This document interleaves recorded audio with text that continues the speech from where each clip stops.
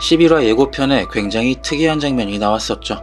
원종수 패거리에 정상이까지 참석해서 샴페인으로 건배를 하며 아주 호쾌하게 웃는 모습이 보여졌습니다. 드라마가 시작한 이후로 종수의 이렇게 밝은 모습은 처음 보는데요. 종수야, 나는 몰랐다. 네가 이렇게 밝은 사람이. 그리고 자세히 보면 오치현이 후련하다는 듯 크게 한숨을 내쉬는 듯한 장면도 보이는데요. 저는 이날 박태진이 장재경을 모든 사건의 범인으로 몰아넣을 방법을 이야기했다고 생각하는데요. 그럼 도대체 어떤 일이 펼쳐졌을지 예고편을 시간 순서대로 낱낱이 뜯어보겠습니다. 먼저 정윤호가 미쳐 날뛰는 것 같습니다. 10화에서 태진이 돈까지 주며 아무것도 하지 말라고 가만히 숨어 있으라고 했고, 핸드폰으로는 자신 외에는 아무에게도 연락하지 말라고 했는데, 사람 말을 들으면 그건 정윤호가 아니죠. 웬만한 마약 중독자보다 통제가 안 되는 인물, 그게 바로 정윤호니까요. 아마도 그는 혼자 숨어 지내야 하는 상황이 답답하고 억울했던 것 같습니다. 그리고 검사인 박태진이 방앗간 살인 하나 해결해주지 못하는 게 열받았겠죠. 그래서 오치현에게 전화해 박태진이 박준서를 죽였고 모든 일을 꾸몄다고 말하는 것 같습니다. 근데 그래서 정윤호가 얻는 게 뭐냐고요? 아무것도 없죠. 얘는 그냥 미친 개입니다. 걔가 사람 물어뜯는다고 얻는 이득은 없죠. 하지만 뭅니다. 미친 개니까요. 결국 이걸로 오치현과 박태진이 상당히 곤란한 상황에 처하게 될 것 같습니다. 먼저 오치현은 이명국 방앗간 살해의 공범이 되니까요. 미친 개 정윤호가 만약 경찰에 잡히면 자신의 처벌을 가볍게 하기 위해 이명국을 납치한 건 오치현이라고 말할 거 아니겠습니까? 그리고 궁지에 몰린다면 모든 게 오치현이 시킨 거라고도 말하겠죠. 박태진 역시 현재 상황이 좋을 게 없습니다. 정윤호가 박태진이 범인이다라고 미친듯이 외치며 돌아다니고 있으니까요. 심지어 정윤호는 최지연까지 찾아가 너희가 불륜 사실인 거 다 봤다. 들키기 싫어서 태진과 공모해 준서를 죽인 게 아니냐며 들이대죠. 정윤호가 이렇게 행동하는 데에는 역시 반농담으로 자신을 죽여버리자며 협박했던 박태진에 대한 복수심이 있는 것 같습니다. 그리고 아마도 평생 쌓아왔던 자격지심이겠죠. 박준서의 장례식장에서도 꼭 중요한 이야기는 자기들끼리 한다며 다 같은 학급 의원인데 라며 20년이 지난 지금까지도 학창시절에서 벗어나지 못하는 모습을 보였으니까요. 어쨌든 그렇게 정윤호의 돌발 행동이 원종수 패거리에 가장 큰 위험 요소가 되기 시작했습니다. 그리고 뒷모습으로 등장한 닥터가 음성 변조를 걸어 공진욱에게 전화를 걸죠. 이건 당연히 해외로 도피하는 걸 도와줄 테니 권총을 퀵으로 보내라고 말할 것 같습니다. 그리고 그 총을 정상이에게 보냈죠.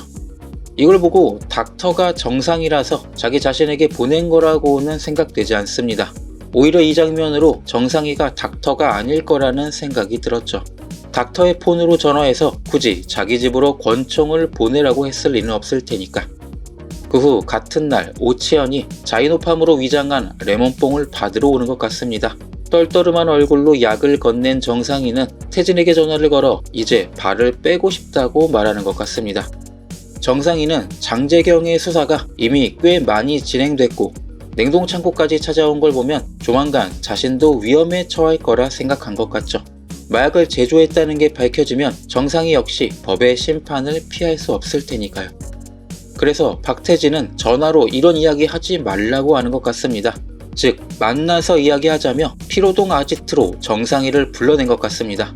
예고에서는 원종수가 샴페인병을 들고 정상이를 위협한 후 다같이 건배를 하는 모습이 보입니다.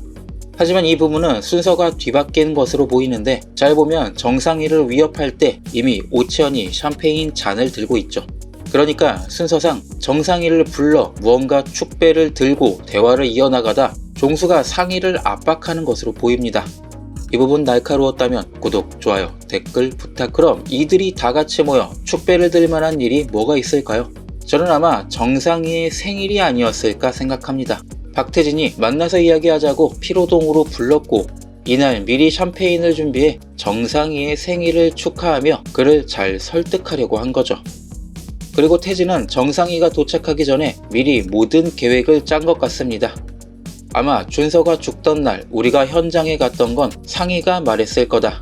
그걸 아는 건 우린 넷뿐이니까. 그런데 상이가 증언만 바꾸면 우리는 모든 사건의 범인을 장재경으로 몰아넣을 수 있다. 정상이가 장재경을 만나 그런 이야기를 한 적이 없다고 잡아댄다면 준서가 죽던 날 4명이 현장에 있는 걸 아는 건 말이 안 됩니다. 그것으로 재경이 보험금을 노리고 준서를 죽였고 그래서 현장에 있었기 때문에 이 모든 사실을 알고 있는 거라고 떠넘기는 거죠. 예전에 유경환 형사가 어째서 사건 현장마다 장재경이 엮여 있는지 네가 제일 수상하다고 말했었죠. 박태진은 그 말대로 정황상 가장 의심스러운 장재경을 범인으로 만들 판을 짠 겁니다. 보험금을 노리고 준서를 살해하고 그 후 타살의 신빙성을 더하기 위해 방앗간 주인까지 살해했다. 마침 방앗간을 살해한 주인의 키가 170 정도로 예상된다고 했는데 정윤호와 장재경의 키는 거의 똑같습니다. 그리고 이 모든 계획의 방점을 찍는 게 바로 정상이의 거짓말과 정윤호라는 진범의 존재를 지워야 하죠. 그래서 상희가 오기 전에 정윤호를 죽이고 그것마저 재경의 범행으로 만들어버리자고 말할 것 같습니다. 자신들이 직접 정윤호를 죽인다면 범죄 현장에 장재경의 물건이나 지문을 남겨두고 조작하는 건 일도 아닐 테니까요. 그리고 그렇게 정상이가 도착해 생일 파티를 하고 마음이 풀어진 그에게 재경을 만난 사실을 묻고 그를 압박해 거짓 증언의 약속을 받아내는 것 같습니다. 이렇게 모든 사건이 해결될 거라고 생각하자 원종수가 오치현과 크게 웃는 것 같은데요. 그래서 오치현이 안심한 듯 큰 한숨을 내쉬는 것 같습니다. 정윤호가 죽고 모든 걸 재경의 범행으로 몰아간다면 20년 전의 그날처럼 모두가 안전해지기 때문이죠. 이들은 20년 전에도 재경을 전학을 보낸 것처럼 이번에도 모든 걸 뒤집어 씌우고 재경을 다른 학교로 전학 보낼 것 같습니다. 교도소라는 학교로 말이죠. 그리고 PC방 사건을 들은 재경은 그 자금이 마약 판매 자금일 거라고 추측했을 겁니다. 그러자 이 드라마의 해설자 허주송이 중요한 이야기를 제시하죠. 그래서 준서가 죽은 다음에 누가 마약 판매를 이어가는 거냐고. 여기까지 도달한 재경은 이대 닥터를 박태진이라고 의심했을 겁니다. 준서가 죽고 그걸 이어받을 수 있는 사람은 동업자였던 박태진 뿐이니까요. 하지만 비밀번호를 모른 채 준서를 죽였을 리 없으니 태진은 살해범에서 제외하고 그렇기 때문에 이번에는 그를 찾아가 떠보는 것 같습니다.